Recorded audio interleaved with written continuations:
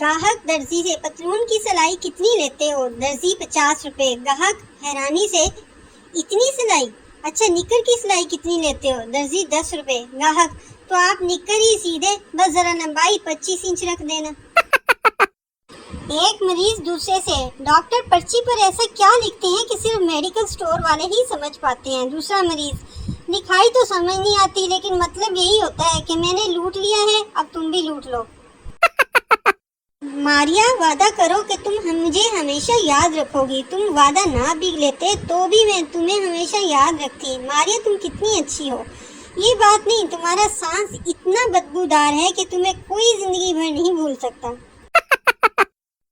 ایک انگریز پر بجلی کی تار گر گئی، تڑپ تڑپ کر مرنے ہی والا تھا کہ لائٹ چلی گئی۔ انگریز اٹھ کر بھاگا اور بولا، پاکستان زندہ باد۔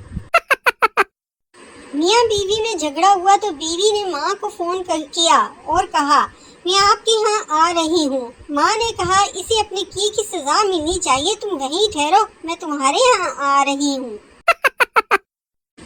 ایک شرابی کو پولیس نے رات 3 بجے روک لیا۔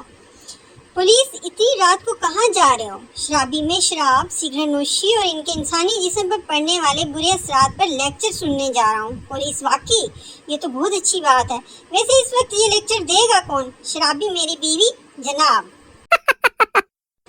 پاگل، ڈاکٹر صاحب میرے جسم کے ایک حصے پر آج تک پسینہ نہیں آیا، آپ اس کا علاج کریں۔ ڈاکٹر، کون سے حصے پر؟ پاگل، دانت پر۔